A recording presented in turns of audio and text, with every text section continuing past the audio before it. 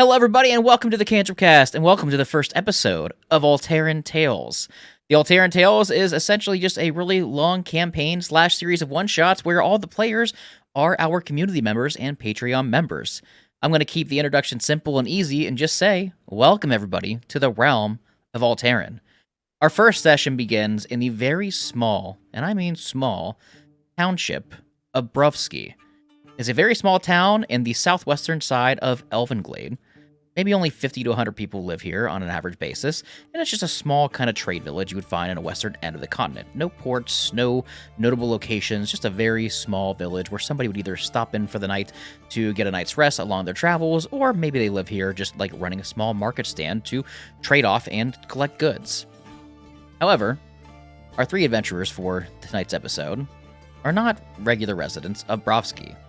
They've all been brought here for a reason, because they're all adventurers, young, new, noble, looking to get into the adventuring life, make some money, make some gold, and maybe be some heroes of the realm. They've all come from different locations of the world and were told to meet here due to a quest that they all found on a quest board known as the Codex of Quests.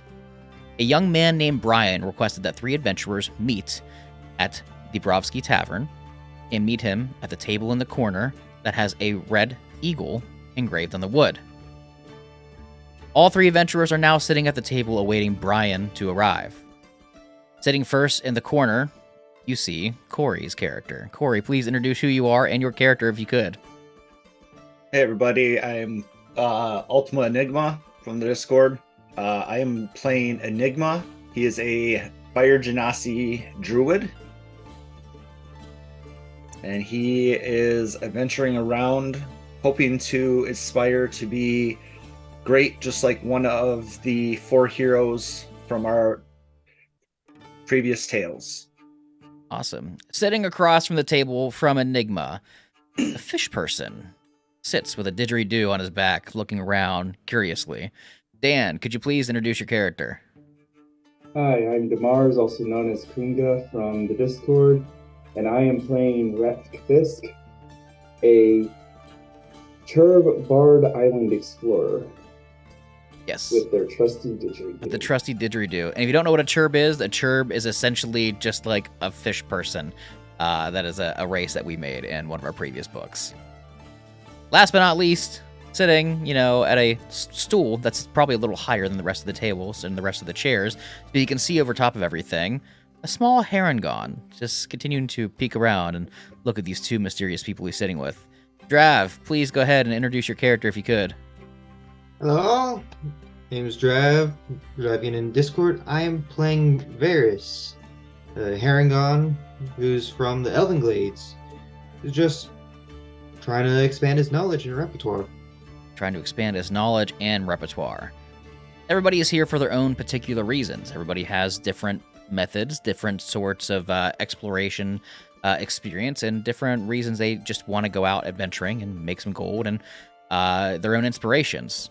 However, it wasn't just luck that brought you all here today. You all selected the same quests from the Codex of Quests. Some would say that when somebody selects a quest from the Codex of Quests and meets new friends and adventurers for the first time, sometimes it's not just luck. Sometimes it's fate, or sometimes it's intention. You all sit around waiting, and eventually, after some time, see the door open up to the tavern, and a younger man, maybe no older than 25, 26 years old, walks in and approaches the table. He sits down next to all of you. He's wearing, just typical like adventurer standard clothing, nothing too fancy. However, you can tell as he walks into the tavern, he just kind of like looks kind of back and forth, almost as if he's making sure nobody's watching him as he slowly makes his way over to the table and sits down and sits and goes, "All right, how's it going? The name is Brian. I'm assuming you were the three that took my requests from the Codex, correct?" Yep. All right. You could say that. Okay. May I ask why exactly? You see, I'm looking for the right people for the job, and I need to make sure that you are the right people for this job. I did it because I want to help.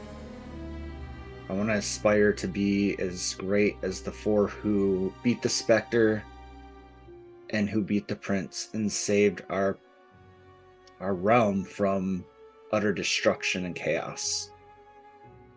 You see that he nods, goes, I love that. And he snaps his fingers. He goes, can I get 4 meads over at this table, please? And you see a waitress walks over with 4 cups of mead and puts them down in the table in front of all of you. He looks at Rakfisk and goes, you, Churb, what brings you to the table for this quest today? I look at him and say, I'm looking for my brother. He got lost years ago. I found that adventuring actually is the best way to explore and try and locate him. The money's good, but at the end of the day, I'm always looking for my brother, and that always will remain my priority. While I'm doing your mission, though, I'll make that my number 2 priority. I like that. Willing to follow a quest for gold, for money, and for loyalty, but also very loyal to family. My condolences to you for losing your brother, and I hope that along this adventure, many others, you do find him. And you, Harengon folk, what brings you to this table? I just wandering around, could use the coin, join helping people. Also wanted to expand my knowledge. Perfect. And expand your knowledge, you very much will. It appears that all 3 of you have a very selective goal and a very common interest, and that is you want to help. Well, you lucky 3. Today's quest for you, today's mission, very much could be one of the most helpful things that we do for this entire realm. You see that he takes from his backpack and he pulls out a small box, almost like an infernal puzzle box. If you've played Descent into Avernus, it looks like that, but not so much like flame and like hellish. It looks more like arcane. Maybe like yay so big, not very big, just maybe like 8-9 inches across, 8 inches tall. You can tell there are blue etchings and symbols that are etched in the side, the top, the middle, and the back. And as he sits down at the table, you can see these etchings and these runes. They slightly pulsate and they slightly glow. He says, "This is a very yes." What is the language that it's written in? It is actually written in, well, what languages do you know? Because you wouldn't know. Common, Druidic, and Primordial. You would not know what language. Go ahead, Rakfisk. What language do you speak? Churb, Common, Rentucky, and Shupper. You would not know. Varys, what languages do you know? Common, Elvish, Sylvan, Thieves' None of you would know what this is written in. Okay. Yeah. As he looks around, he goes, "This is a very, very important delivery. I need you to take this box to... Fuck, where is it? Whoop. I need you to take this box to Norwood. There's a port in Norwood There's a port in Norwood that this... Fuck. There's a port in Norwood that this needs delivered to. It's very, very important that this makes it to the port. And it's quite literally that simple. Go to Norwood, find my partner, Julia. She'll be at the Buffet Shed. It's a small little restaurant. Meet her in a very similar table. With the red raven etched on the table. Drop it off to her. You get paid. Very, very easy. Very simple. But again, it's very vital. This makes it to Julia in the Buffet Shed. And it's that simple. What's in the box? Well, I can't really tell you. But I must tell you this. Do not, and I repeat, do not, and I'll say it one more goddamn time, do not open the box. Because if you do, you'll probably die. The materials that are held inside of this box could shape and change the world as we know it for the better for everyone. But it has to make it to the right places for it to be examined properly. Where did this box come from? Again, no questions asked. Just do the job. Heavy payment. That's all I'm asking for. Just know this is a very righteous mission. This is a very noble thing to do. This could change the world as we know it for the better. Sounds simple enough. All right, I'm on board. Very simple enough. All right, are we good? Yeah, let's do it. He looks at Enigma and goes, "Give me quite the look there. Seem to be questioning this mission, right?" I've always been one to ensure that I know that this is for a good cause. So, that's a fair concern to have. For all I know, you have something in that box that could kill millions of people or bring back something horribly evil. He looks down at the table and takes another big swig of his meat and says, "This isn't gonna kill anybody. There are materials, there are minerals, there are sorts of magic that we have still yet to understand or even comprehend yet in this world as we know it. Disease floods the world. War ravages lands. People die early and unexpectedly. It's quite the cruel world that we live in.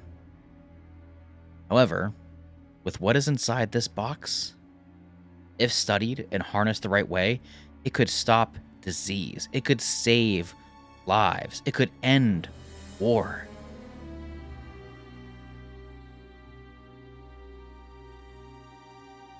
But that's about all I can tell you." Can I tell if he's being honest? You can go ahead and roll an insight check if you'd like to. Oof. Oh, that is a 4. I'm gonna roll for him. Could I also roll an insight check? You can all of you can go ahead and roll an insight check if you'd like to. Yes. Because I actually have an advantage on those. Yeah, go ahead. That's a I dirty 20 on got my a end. 12. Okay.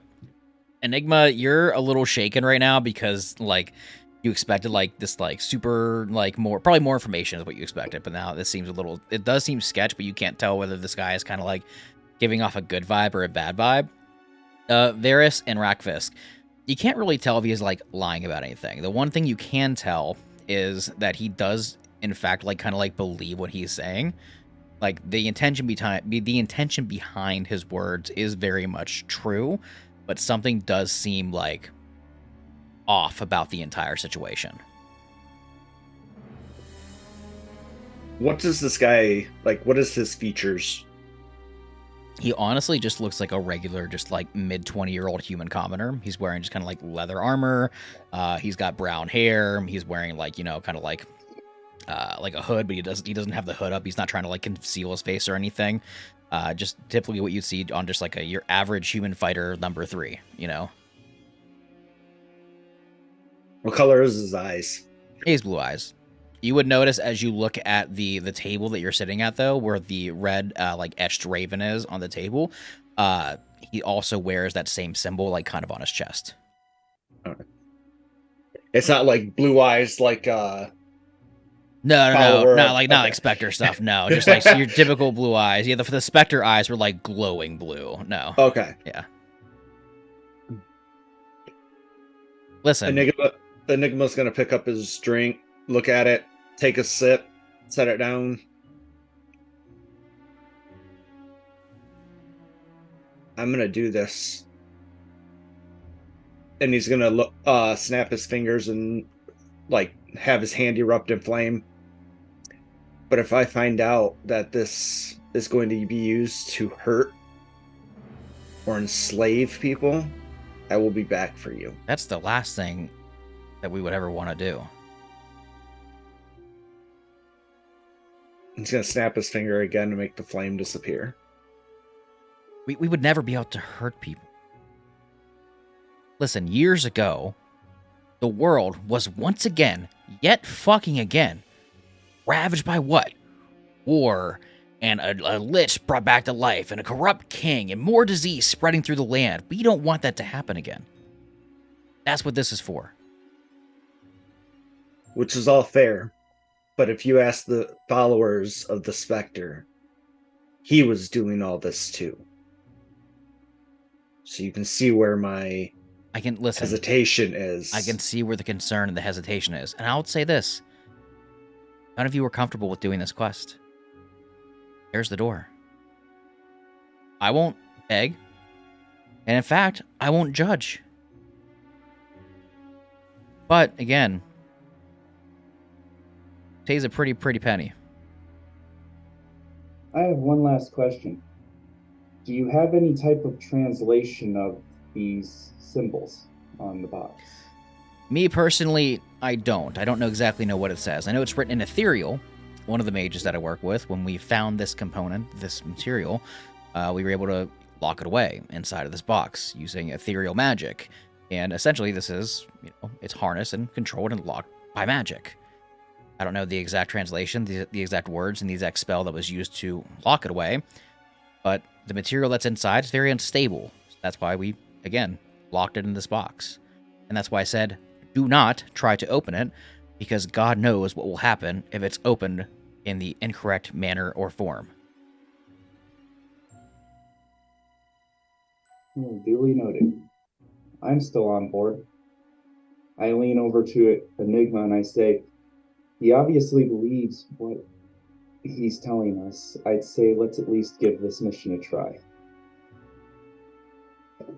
He looks at Enigma again and says, all right. I can still tell there's some reserves about this. My name is Brian. I'm from the Red Ravens. You guys would not know who the Red Ravens is because this is a very, very, very new faction / organization that is formed in Aal'Teron, just very, very recently. And he explains to you, he's like, I lost people during the war. I lost people to the Spectre as well too. Long story short, yes, I wanted to bring people back. However, I could have done what the followers of the Spectre did. I could have practiced necromancy and evil magic and etc. to bring people back from the dead. We could have tried. Myself, my family, my friends, we could have tried to do that, but we didn't. It wasn't right. We would have been no better than the Spectre and his followers. So instead, we continued to study. We continued to work. We continued to adventure. But eventually, we were blessed. We were gifted with finding something that the world has never seen. Some sort of magical component, magical material that nobody could recognize. However, somebody in the Blue River College on the opposite side of the realm might be able to. That's why it's important this gets shipped out there. That's why we have to get it to Norwood, get it to a dock, and they have to travel quite literally to the other side of the realm to get to the Blue River College, where the mages and sorcerers are, so they can study this and harness it and figure out what we can do to harness this magic and this energy to save people, to stop war, to stop famine, to stop disease. Enigma's gonna grab his mead, down it, set it down, stand up. Then let's get rolling. Very well. Well, I wish you the best of luck. Like you said, make your way to Norwood. Meet with my partner Julia at the Vivele shed. Hand off the box to her, and she'll pay you. And you see that as he, says so, and he goes, and just so she doesn't mistake you for anybody, you see he pulls out 3 little pins that all have the Red Raven on it, and slides each of you one. Enigma's gonna pick his up and kind of put it tucked inside his vest for now. Okay. Lars will grab one, look at it, and tuck it under one of his pauldrons. Okay. Ragfisk is going to tuck it away in a pocket for the time being. Okay. Cool. Brian finishes his drink and he covers the tab as he walks out and says, seriously, thank you for this.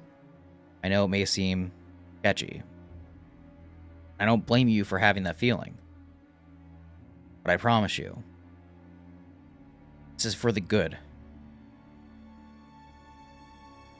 And he walks out, leaving this ethereal puzzle box sitting on the table in front of all of you. What would everybody like to do? You would know that Norwood is about a day's travel east. Enigma's gonna look at the other two. If you guys want, I will carry this. I'll keep it in my pack, and we can get moving. Sounds good. Yep. Works for me. I'm All right. not one for conversation. But I do have one question. Do we take the main roads or the forest? Yes, because there's two different ways you could do.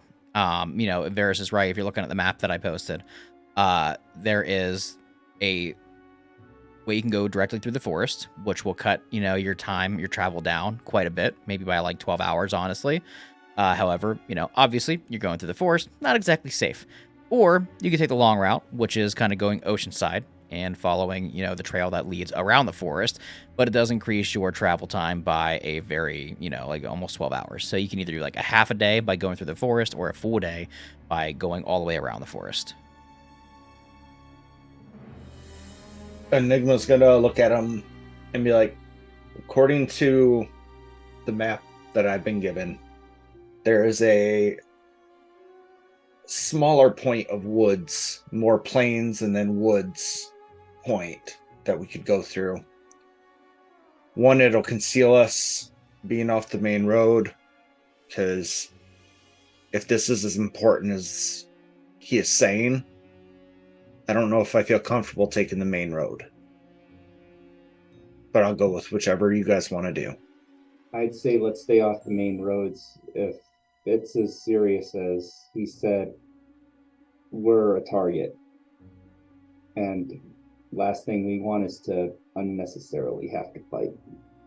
Works for me. The forests are... I prefer working in the forests. So the shorter route through the forest you all decide to go. You all walk out the tavern and begin making your way through. It's about midday right now, so you should arrive at Norwood by late night. The Fele Shed is open 24 hours, just like most, waffle establishments. They are always open and always people on the clock. You would know that it's actually run by a vampire.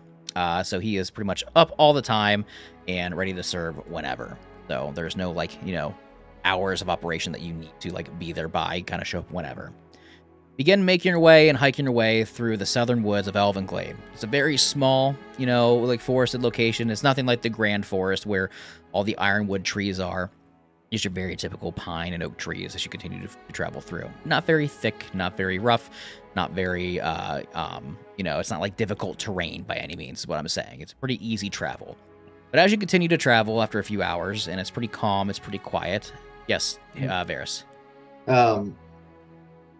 I will say Natural Explorer is forest, so okay. If we wanted to, we could go stealthily at a normal pace. Oh, yeah, easy. Yes, Rakfisk. Also, if once it is dark, I have dark vision up to 120 feet, so I'd be able to see a little more things farther ahead. Okay, great. So, and nice. I am also invisible to dark vision. All right. So. Perfect. All right, you all start making your way through. A couple hours go by, and the sun is starting to set. Starting to get a little dark, but not like pitch black or anything out yet. But you can tell that the moon is going to be very bright tonight to also give you some, nice, clear travel through the woods. But as you continue to travel through, if everybody could, make me a perception check. Let's see.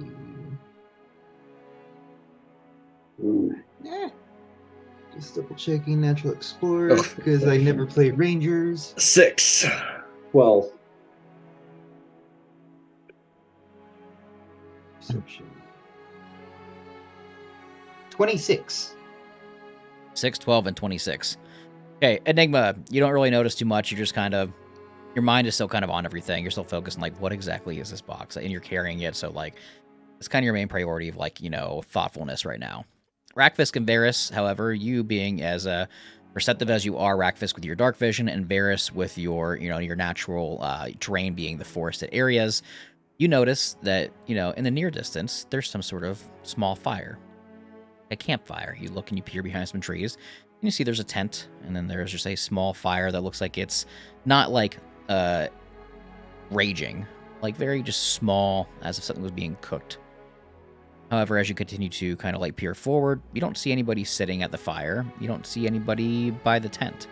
This looks like some sort of campsite that is in use. However, you don't see anybody around. You know, maybe we should consider walking around this campsite. I'm We not. don't know who's using it right now. I'm not opposed to that. Enigma's gonna kind of look up and be like, "Wait, what?" And then Yeah, and then notice. when they pointed out to you. Yeah. And you said we can't see anything. You Correct. really see just like a very small campfire, as if somebody was just kind of like cooking something minor, and just like a lean-to pop-up tent that somebody kind of put up. And we should probably tread lightly, you guys, because if no one's there right now, that means that they're out around us. So- Enigma is gonna take, and he's going to like, hold on, guys. Let me see something real quick. And he is going to take an, oh, where is it? He's gonna wild shape into a dire wolf. Okay. And as a dire wolf, he has keen hearing and smell, and he is going to kind of like check the area for anything that might be hiding in the surrounding area. Okay. Like see if you can smell or hear anything. Okay. Go ahead and roll a perception check if you could. No, while he's doing that, 10. Go ahead, Varys. I'll get while back he's to you. doing that, Varys will go into stealth, being like, "You never know what could be lurking around." Okay. So Go ahead and roll stealth. And while they're both doing that, just in case there is someone around us who just happened to turn themselves invisible, I'm gonna cast See Invisibility. Nice. Okay. So you all kind of prepare. You approach this tent, this campsite. It's just slightly in the distance, and you don't see anybody active near it. Varys, so 14 on stealth. A what? 14 on 14. Rakfis, you cast the invisibility. Enigma, you got a 10, you said? Yeah. As a dire wolf, you start sniffing among the ground, and you don't smell anything like astronomical, but you do pick up like what smells like a waft of like fresh blood of sorts.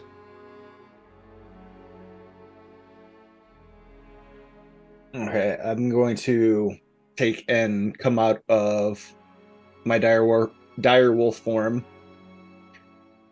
and take and signal to them just to stop and tell them what I see. You know, there's blood.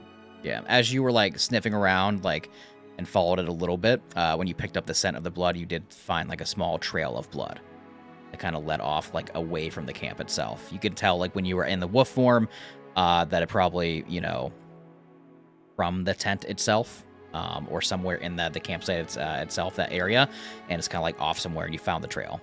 But yeah, you come out of a wolf form, and you inform the other two of what you found.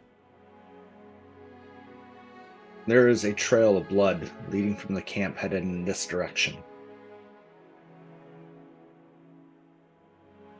Is the blood headed in the direction of Norwood? No, it kind of runs south a little bit.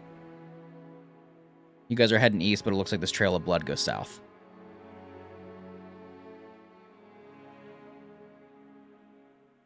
So roughly where on the map are we? Okay, so if you look on the map where the little tent is, Yep. that's essentially where you're at. Okay. I didn't know if that was a tent or a cave. It's a tent, yeah, Okay. like a campsite. Oh, yeah, right there. Okay. What do you guys want to do? Do we want to investigate this blood, or do we want to get this to Norwood immediately? I'm fine with either action. Might be better if we continue our mission, unless you think that this could be the contact we were supposed to meet. Because if we follow this trail, whatever caused this might happen to us. I'm just a bard. I'm not the best at these decisions. All I know is I don't want to die just yet.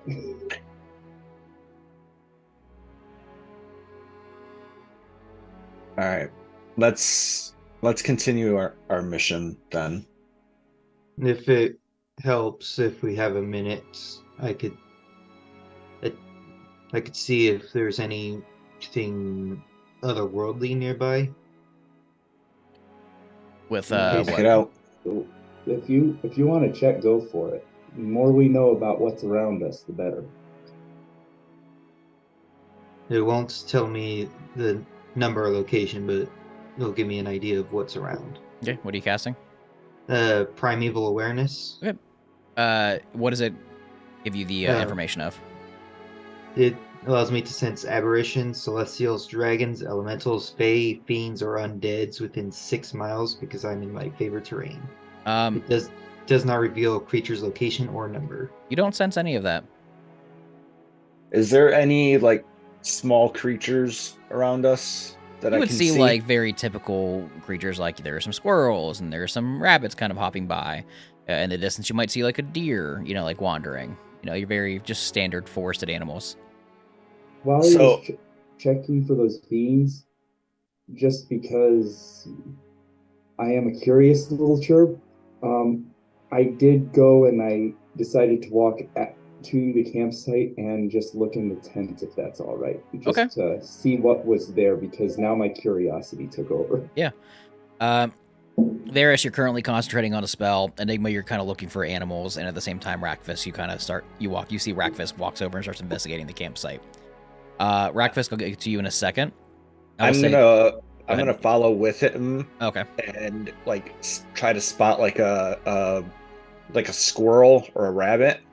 Oh yeah. And I'm gonna cast Animal Friendship on it. Okay. And try to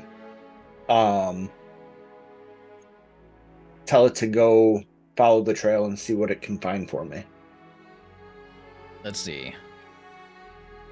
Animal Friendship. Spell that you convince a beast that you mean no harm. Choose a beast that you can see within range.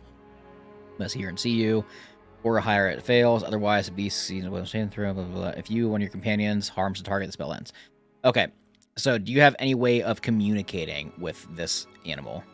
Oh, let me see. I believe I have Speak with Animals. Yeah, I have Speak with Animals. Gotcha. So you find like a little like squirrel. You slowly approach it. It looks very timid at first. However, you do cast Animal Friendship, and it kind of a soothing emotion comes over it, and it just kind of like approaches you and kind of like just sits in front of you, just looking back and forth, all cute. I'm going to cast Speak with Animals. Okay. And tell it, have you been around here for the last few hours? So this is what happens. Rakfisk, you're approaching the tent. Enigma kind of stops and like starts speaking to a squirrel. And Varys, you don't sense any creatures that you're trying to sense or anything, but you all stop and look at Enigma as you just hear you go squeaking, squeaking, squeaking, squeaking, and you hear the squirrel go back squeaking, squeaking, squeaking. And Enigma, what the squirrel says to you is, "Oh yeah, I've been around here for a while. I just live in the woods. I live in the trees, and I live in the different holes in the ground. I collect nuts and stuff. And this is a common campsite here that a lot of travelers kind of come through to get a night's rest and everything. And there was a guy here a while ago, but now he's gone. I don't know what happened." I noticed there's a trail of blood over there. Oh, yeah, that's not good. Would you be able to go and follow the trail and catch up with me and let me know what it is? Wait a minute, hold on. You come up to me and you talk to me. I'm just a little squirrel, man, and you want me to go follow? There's a guy that was here, and now he's gone. I don't want you to and you want me to go follow put yourself in danger. The trail of blood? Keep yourself hidden. What? Is there anything in this for me? I'm just minding my own business, man. You're asking me to follow a trail of blood? What the fuck, bro? And I pull out one of my rations that is full of nuts. Immediately, he goes, "Oh, hell yeah!" and grabs him and like puts him like in the sheet. "Oh, okay, yeah, I'm gonna go follow the trail now. But if I get in danger, I'm dipping out. Okay." That's fine. Okay, yeah, we'll do that. All right, bye. And I hold my hand down to like give it like a high five. Yeah, he gives you like a little, just like, pokes your hand. Yeah, Rackfisk and Varys, you just see Enigma have this full-out fucking conversation with the squirrel, and it just goes squeak and make squeak, squeak and squeak and squeak and squeak and squeak, and suddenly just like the squirrel just high fives Enigma and runs off. Rackfisk, do me a favor and roll me an investigation check if you could, now that you're at the campsite. Seeing those two at the campsite, Varys is just gonna. How large is the clearing for the campsite?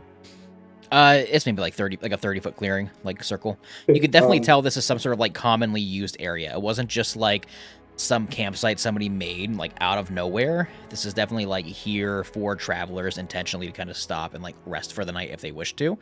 The place where the fire is at, you can tell it's made out of like stone that have been here for a while. You can see that there is a place where like, people would like leave kind of like cut down like wood they use for fire. There is an area for like this kind of like lean-to tent area. It's definitely kind of like a good resting point for people to just kind of stop and travel and camp at. If you've ever been like on a backpacking trip or anything, or those of you that are listening or watching, if you have ever been like backpacking in certain forests in America or throughout the world, there's different permitted trails for people to kind of walk and camp, go on backpacking trips. And this is kind of like that. It's here intentionally. It's here for travelers to kind of stop through and take a rest that they need through the night if it's available. And I got a 15. 15? Varys is just going to just keep in the woods, just circling the campsite. All right, Rackfisk, with a 15, you search the campsite, and you find very basic adventuring gear. You see that there is a backpack here, and as you kind of rummage through it a little bit, you see there's your basic, just standard venturing equipment. There's some rope, there's some rations, there's like a water flask, like a water skin, bedrolls and everything. But the bedroll is laid out. The campsite is all set up. But you do see in the corner of this little tent, there is a sword. And there's also a bow. Looks like there was some, gear also left here.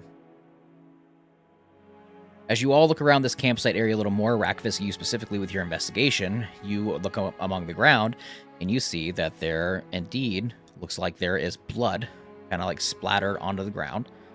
And as you look amongst the ground a little more with your investigation, you can see there are giant like paw prints of sorts. Would I know what these paw prints are? Would you want to roll a nature check? Sure. Anybody can roll this nature check if you like to. Imagine Rackfisk is kind of pointing this all out to you as he's finding things. Yeah, someone else please roll it, because I don't think I'm Would getting me any being roll a at six. druid know this animal? I would say you could probably roll yours with advantage. No, Varys is kind of sort of still in the forest, Okay. just doing patrols. So Gotcha. So we'll let Enigma and Rackfisk roll. 19. Okay. What did Mine Rackfisk get? was- 13 plus 6 on both rolls. Rackfisk, you just know big paw prints and blood. What the fuck is this? Enigma, you look and these are, like brown bear prints. It's the brown bear, guys. So either A, we are dealing with just a random animal attack, or it could be a rogue druid who is attacking people. I think it might be best. If we get this to the port. And then after that, if you guys are up for it, coming back and investigating this. Now, before we leave, because I am a cherub, chaotic neutral, and this is just how I like to do things, can I roll a luck check to see if I can find anything of value like gold or any enchanted items in his pack? You know what? Yes. Do me a favor and roll me a luck check. Just to see what you get. I mean, I'm chaotic neutral. And roll well. I'm gonna rummage through people's So- stuff. Hey, Mr. DM, can I have a magic item? Roll very well on this goddamn luck check. hey, Oh, I don't DM. One second. Yeah. It's a straight D20. So that would be a 9. A 9. Okay. At least I didn't roll in that one like I did last time. Yeah, Rackfist with a 9, you don't find anything worth of value. However, I will say this, because you did investigate the tent. When you investigate the gear that is in the corner of the room, you do notice the sword specifically looks very finely crafted. I am going to take the rations, the rope, and the sword Okay. along with me, being as I am almost fairly confident this person is dead. Okay. You pick up the sword, and I will just tell you for your stat sheet wise, you may not necessarily know what it is until you investigate it further, but it is actually a +1 short sword. Eris, what were you going to say? You said DM? So since I'm pretty sure I heard them saying that it was a black bear. Brown bear. Yeah, brown bear or some sort of bear. Yeah. What I like to look for prints around because, funny enough, I also chose beasts as my favorite enemy. Yeah, Varys, you immediately find the tracks, and you see that the tracks follow the trail of blood. Can I tell how many there are? One. It very easy, just one. All right. Varys will will leave the forest and into the camp. All right. Varys meets up with Rakfisk and Enigma into the camp. I'm assuming you informed them that you also found the bear prints and that there's probably just one, and it was following the blood, right? Yep. Okay. So you're all in the camp area. You see that Rakfisk has snagged some stuff from whoever this was. He's got a sword now, kind of like in his backpack. He's still on some extra rations and food and some different gear and stuff. But you all kind of stand here in this tent, this tented area, this campsite, as the fire is dying down more and more until it kind of like naturally snuffs itself out. And you stand here. It's getting pretty late. The moon is shining down on all of you right now. And what would y'all like to do? I'd say let's continue. We have a mission to do. Yep. I agree. Let's get this box to where it needs to go. And then if you guys are up for it, we'll double back and investigate this. Okay. Y'all heading back out? Yep. All right. Yep. You continue to travel through the rest of the night, making your way through the southern forest of Elvenglade. Very little is stopping you. The terrain, again, is very easy to walk through, and you're able to go through pretty stealthily due to Varys' abilities, being able to travel, stealthily at full speed as well through the night. Eventually, you make your way out of the clearing of the woods, and you see Norwood in the distance. It is pretty late at night still. What's up, Varys? I'm just double checking the natural explorer and stealthily at normal pace while alone. So we're not rolling. We're not stealthily going unless we roll. Okay. I'm not worried about it regardless because it was not like it was a super hostile area. So I imagine we're just naturally careful about everything. Yeah. You make your way out of the forest and you see it's about midnight now. The moonlight shines down. In the distance, you see Norwood. And then next to Norwood, kind of a little farther in the distance, you would see the very small port that Norwood has. You continue to approach, coming out of the woods. Enigma, as you are approaching and leaving the woods, you look around and you don't see your squirrel friend that met up with you or followed you.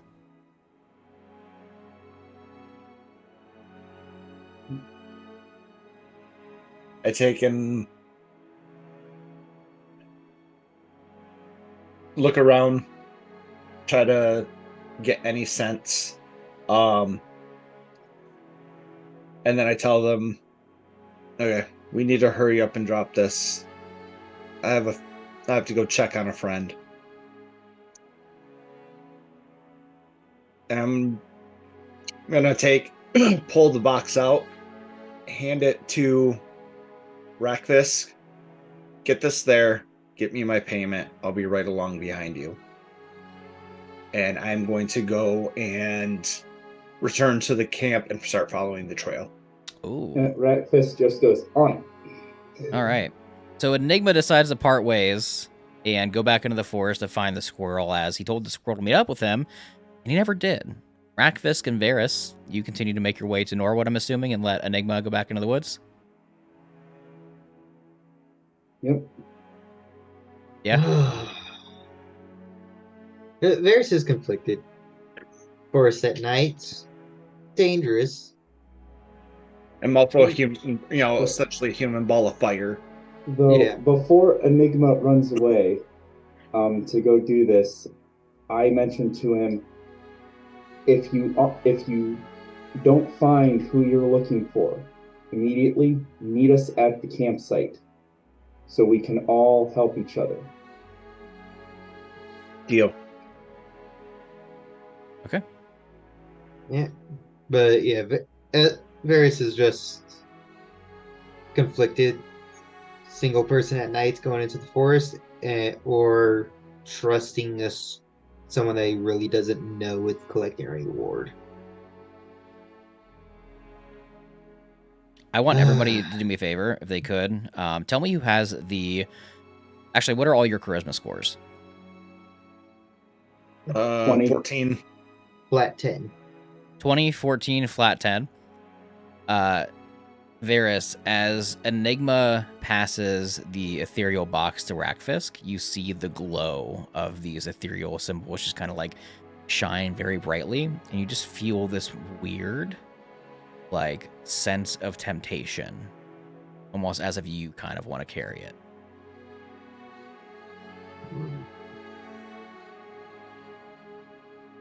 Not like overwhelming, just like an itch, like an intrusive thought. Alright. I guess trust it to the fish. So, just to throw that out there.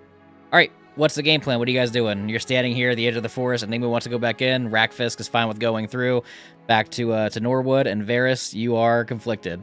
So I guess we're waiting on Varys' decision.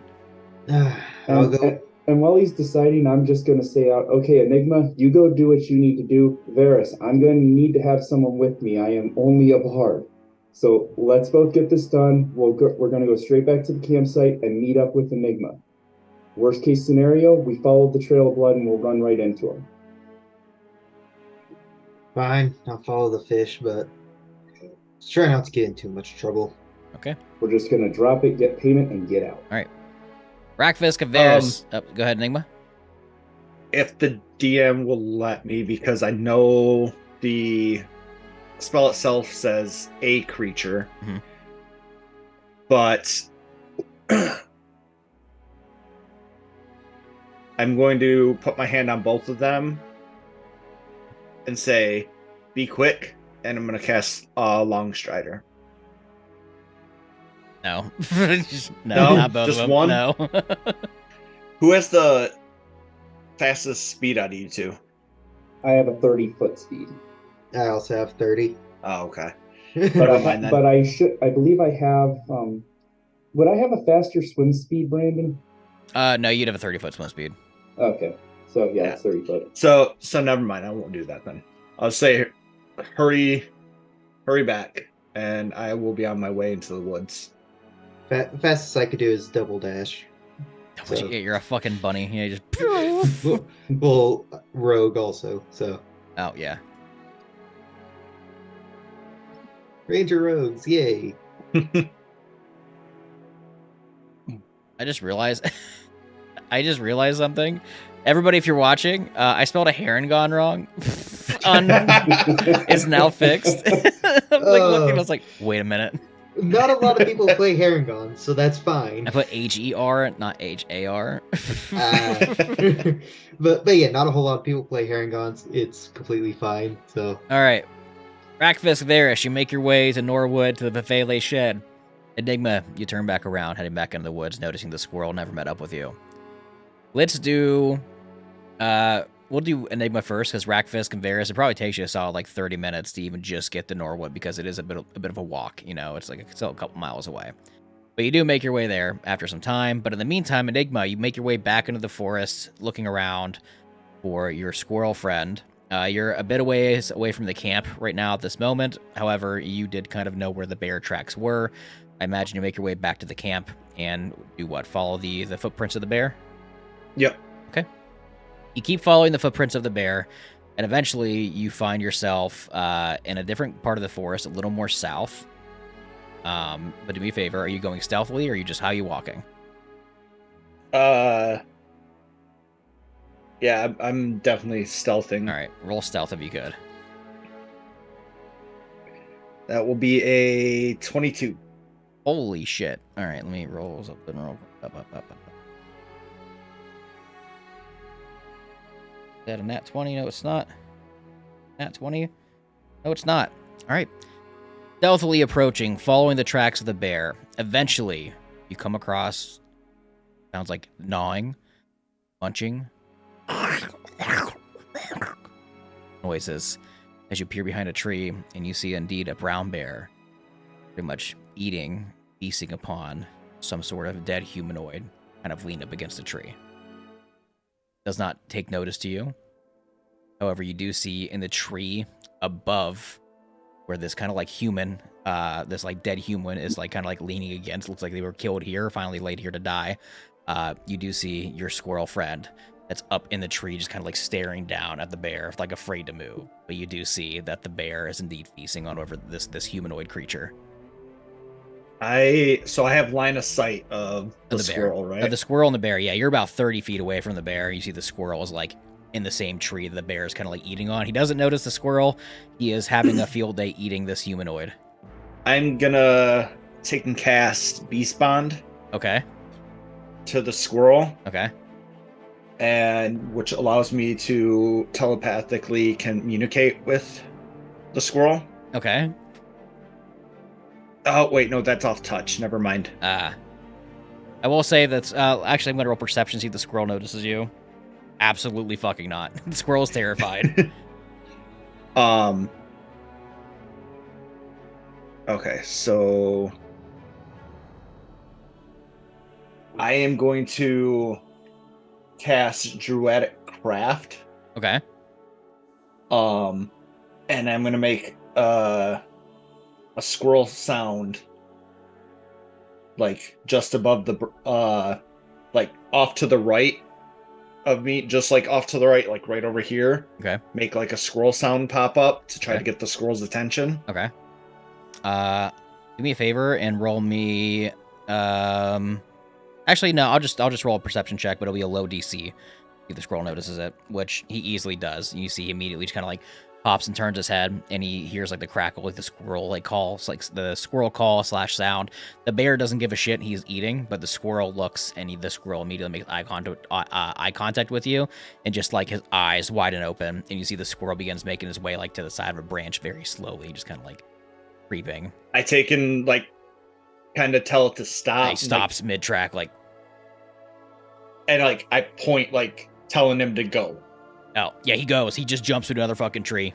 Just, you see the branch kind of like shakes as he moves. The bear stops for a second and looks up and sees the tree, kind of like the branch shaking, but then goes back to just like eating this humanoid. Can I tell if this bear is a legit bear or if it's a... Oh, this is a bear. This is a big old brown bear. Okay. Eating somebody.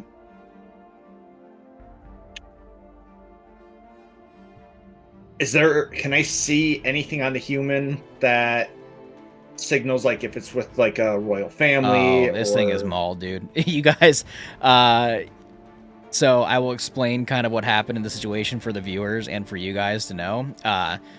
You ultimately decided to leave instead of help. And this person is just, they're mauled, man. They're almost unrecognizable. The bear got them, killed them, and is just having a fucking field day. There's blood and entrails and guts everywhere. You can't even recognize the face or anything of this person. I'm just gonna kind of drop my head. I'm internally, I knew we should have helped. And I'm feeling just kind of like internal, like, you know, oh my gosh, they would have helped. They wouldn't have, you know, just gone for the mission. They would have tried to help the innocent here. And he's going to take and I'm going to take and use conjure animals. Okay. And I am going to conjure 8 wolves around me. Oh my god. The squirrel is also standing on your shoulder. He goes, oh my god, man, that was fucking terrifying. I ran over here and I saw this bear and it was just eating this person and I was like, oh fuck, what do I do? And all of a sudden the bear looked at me and I was like, ah! So I ran up the tree and I just sat and watched and I was petrified and didn't know what to do because I didn't want to die. Thank God you came here and holy shit, those are wolves! And you see suddenly 8 wolves show up. I'm just gonna pat the squirrel on the head and be like, "It's okay. Get back to the camp. I'll be there momentarily." Yeah, I'm gonna go do that. Fuck this forest, man. He just runs off. He's off your shoulder. Suddenly, 8 wolves appear, surrounding this fucking bear. I'm assuming just like in the general area because it's been like 30 feet. And the bear, just covered in blood, goes, stops, turns, and looks and sees 8 bears. And by this point, because you cast a spell, he definitely sees you and goes, brr. For now, we're gonna skip over to Rakfisk and Varys. Rakfisk, Varys. It's a late night here in Norwood. It's a nice little port town. However, the Vefele shed glows with a very, fluorescent neon light. As you walk in, and you do see sitting in the corner of this Vefele shed, there is a woman that looks like she's wearing the same type of clothing that Brian was wearing, just kind of sitting in the corner, sipping on a drink and eating a waffle. I walk over. I pull out the pin to show who I'm with, and then I show the box. Okay. She looks at the box. She looks at you two and goes, "Oh, you guys made it here quicker than I thought you would. It usually takes about a day." We took a shortcut. Oh, you went through the woods. Brave adventurers you are indeed. But there's 1, 2. Where's the third? Brian told me that he was contracting 3 people to come, not 2. We found some blood leading from a campsite. Oh. We went to go investigate. We actually need to be quick here. We want to go make sure he's all right. Oh, very well then. Well, just so you know, we appreciate you. All of us with the Red Ravens appreciate you. This box, again, Brian might have told you, very important for future research and studies of magic and things that could change the world. So, she kind of takes the box and slides it towards herself, and she tosses you like a pretty hefty sack of gold. Just for knowing how much I'm splitting off from my buddy there, how much is in this bag roughly?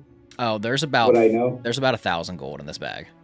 Okay, about 1,000 gold. Yeah, and when I say gold, I mean it's got like a mix of titanium and all that kind, like the more expensive mixture of pieces and stuff. I just simplify currency by saying this much gold, but it's got a mixture of your more expensive coins and whatnot. Yeah, so I'm just kind of writing it because in my mind I'm going to split it up in such a fashion that my 2 others can get the excess, and I'm just going to take the smaller share of it because I know how to live off of little money. Yeah, so like 350, 300. Yeah. Okay. And then I'm also making a note for it. She takes the ethereal magic box. She tosses you the gold. She says, "Well, if you're ever looking for a home, if you're ever looking for a base, just look for the Red Ravens painted at any of the buildings here throughout the continent, and you'll find one of us." And before we leave, because this is how I like to get information, I turn to her and I say, "Have you ever seen another of me? Another churb, by chance?" A churb? In this area. Very rare that we see churb in this part. My brother went adventuring in these parts a few years ago, and he went missing. I wanted to know if you knew anything. Do me a favor if you could, and roll me a persuasion check.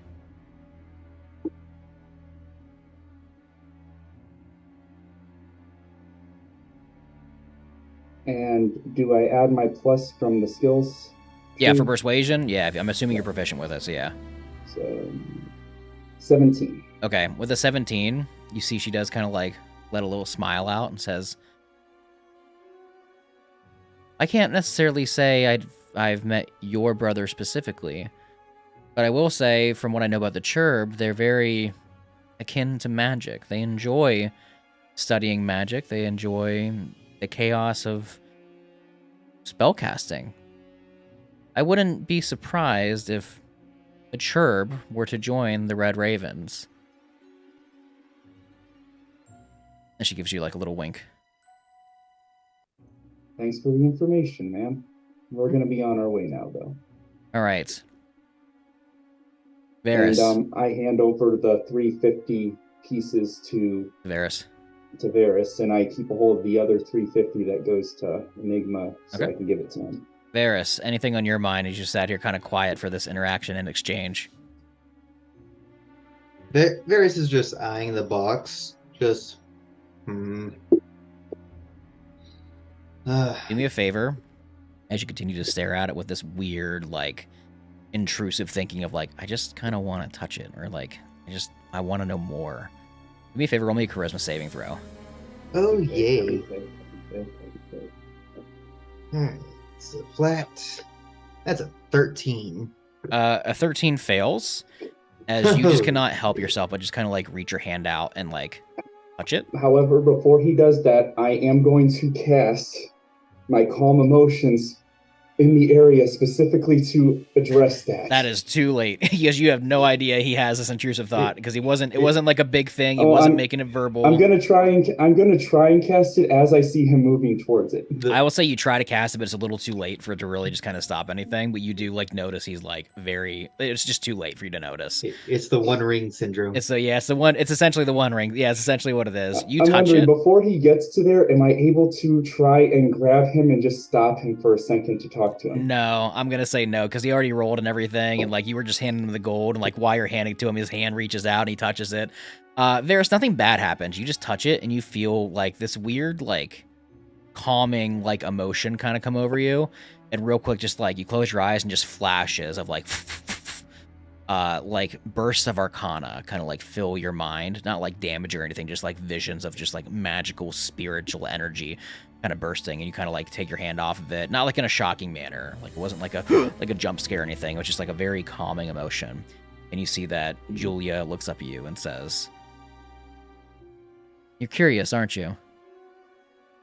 Indeed. Well, Really said. if you'd like to know more, again, seek the Red Ravens. You could join us, learn more about how we plan on changing the world for the better.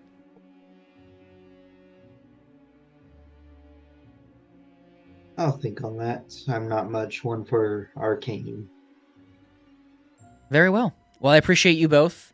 Just so you know, again, you will be remembered as some of the adventurers and future heroes who help change this world for the better. And she takes the box and she walks out. And as she's doing that, I'm going to look at Varys and I'm going to be like, dude, we have to get going. Our buddy's out there probably risking his life with whatever made it that trail of blood. We might want to get going now. Very well. One bear's pelts to claim. Also, Yeah, think of it that way. And plus, then we can come back and drinks on me. That works. All right. Ever get the feeling that you meet someone, they keep on trying to push on joining? You get the feeling that it just might be a cult. My entire race likes to be a cult.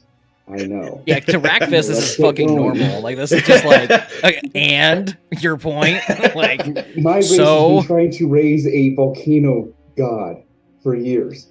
Now, I understand this, but let's ask these questions after we find our third party. Rackfist is just like that. This is a fucking Tuesday for me, dude. Like, I don't know what you're talking about.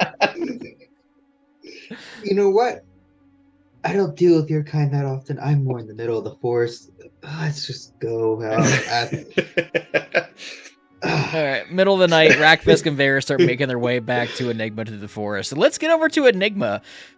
All right, Enigma, this is what we're going to do, because you summoned 8 fucking wolves. I'm going to let you get a complete surprise round on this bear, because he's just like, oh, fuck. Just like looking around. I will allow all of your wolves to get, they can go ahead and make an attack. I will say your surprise round was you casting Conjure Animals. However, I will let... As a bonus action to that. Oh, fuck. Okay. Because I am Circle of the Moon. Okay. I can wild shape as a bonus action. Oh, Jesus Christ. I am going to wild shape into a dire wolf. You are such an asshole. Okay. This bear is terrified for his life. All right. All 8 of your wolves can go ahead and make an attack. They will have advantage because of A, pack tactics, and B, surprise round. Oh, You just did this bear dirty. Okay, we're talking about the pack tactic master here. Yeah, I can't be mad at it. I can't be mad. See, if it was elks, then that'd be very funny. Oh, 2 wolves have missed. What'd they get? 5, 4, 3 so far. Jesus, are you rolling with advantage? Oh yeah, Pack so tactics. one of them missed. So one hit. just 17. That hits. I will just tell you the AC. The AC is 11. Man, just Okay. tell me how many hit So- out of the 8. 1, 2.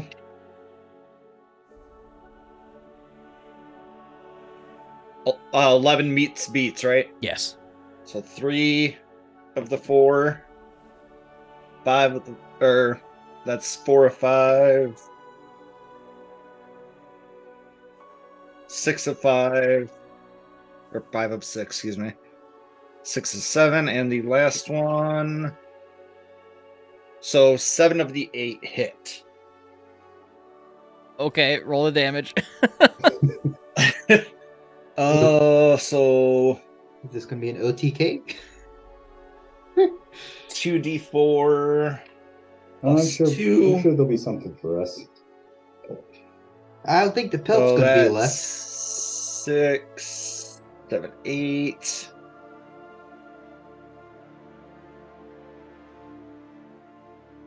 It's 12.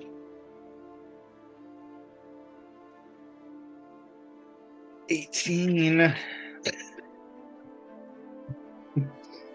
26.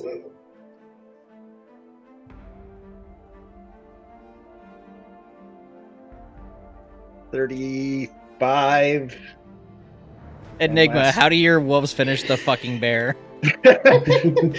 All of them just kind of pounce on him and like hit jugular, legs, every single part This of bear them. was and- eating this humanoid and just like Gardrell goes, oh, it just fucking gets demolished as wolves just jump in and just rip it limb from limb and tear it apart. I will say at the tail end of these wolves ripping this bear limb from limb and piece by piece, Rakfisk and Varys, you do hear just like the screaming of a fucking bear, just like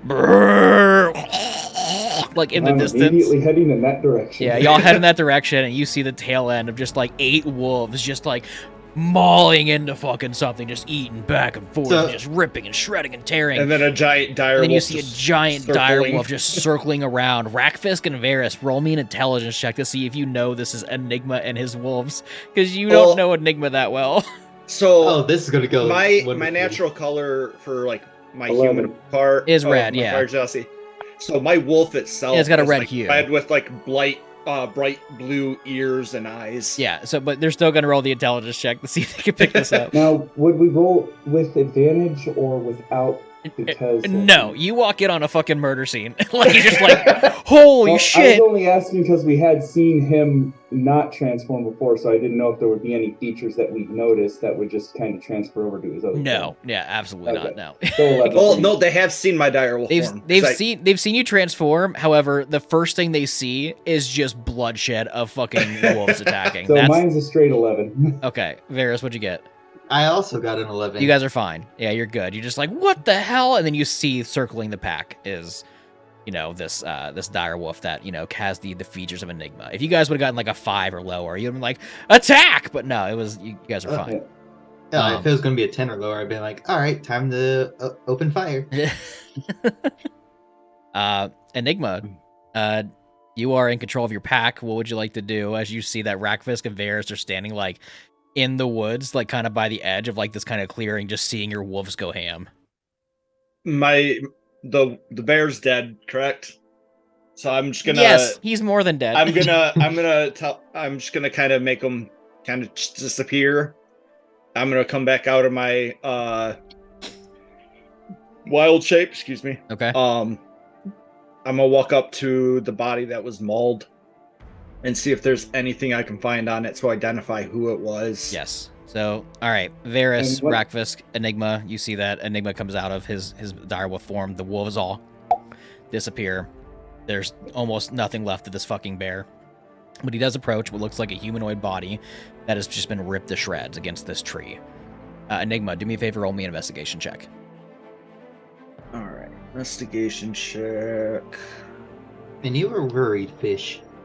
Can I also walk up to the body and roll an investigation? Yeah, you guys can all do it if you like to. 16. Okay, Rakvis, what'd you get? Investigation. 13. I got a 21. You guys all pretty well find the same thing, but Enigma, you were there to the scene first, kind of like looking, but Rakvis and Varys kind of like help in the situation. You can barely even tell what race this was at this point. Was it a human? Was it an elf? Like, I don't even know, because it's just that destroyed. The bear was here sitting just feasting for a while. Blood is kind of everywhere, but the one thing you do find, you see that it did have a dagger in its hand as if it was trying to fight off the bear. And what you can kind of gather is this person was probably camping in the woods, and then all of a sudden this bear came out and just fucking attacked them in the middle of them cooking, and they dipped. They ran. They were trying to get away, and eventually they got caught. You do find, however, a soaked kind of piece of bloody, like paper of sorts, almost like a parchment, like a note. As you open it up and begin to read it, as it's kind of soaked in blood, you're able to make out most of the words on it. It says, "Our intel tells us that the box will be in Norwood by tonight or tomorrow. Whatever you do, do not let it get delivered. The fate of the world depends on this. Dash, the Crimson Owls."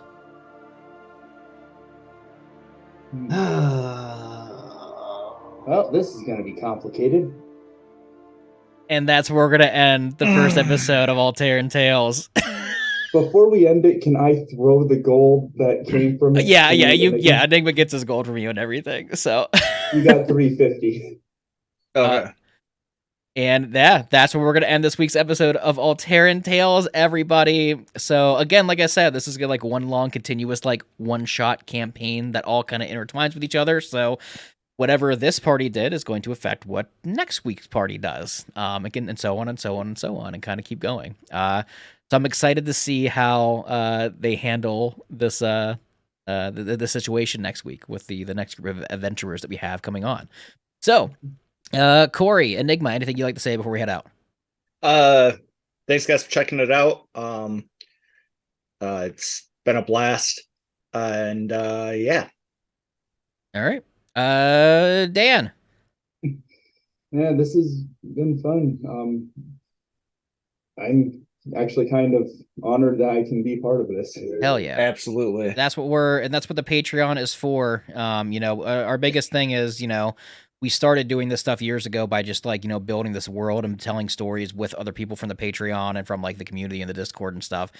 And that was some of the most fun that we had doing content creation and storytelling. And I've really sat back a lot and thought, like, what do I want to do to keep on making this fun? And I'm just like, oh, let's go back to our roots and do what we used to do and make this a fucking blast. And that's what we're doing. Drav, anything? Do we just help out a cult? I will tell you guys after the stream is over. So I will tell you where you fucked up and what happened. I think for everybody that's watching, if there's like enough interest in this series, what we'll probably do is like every couple episodes, maybe I'll do like when Steak gets back into commission and stuff and he's DMing some of these, we'll do like what if type things, like what would have happened if the party did this instead, or like, oh, because this party did this, that means this party had to handle this thing, just to kind of see like this is where the party fucked up, or this is where they did good, or this is where they affected the story, blah, blah, blah, blah. So, and at least in our defense, our decisions, I'm a chaotic neutral, so it's like, yeah, something always can happen. Yes. I mean, the owl, well, it was partial. You can also blame the owls. They only sent one person, so. We'll all find out later. Yeah, we'll find out later. We'll find out soon. All right, everybody. We definitely don't have a bounty on our heads. No. All right, everybody. Thanks for watching, and we'll see you next time over here on the Cantrip Cast, and we'll see you next Friday for the next episode of Aal'Teron Tales. Bye.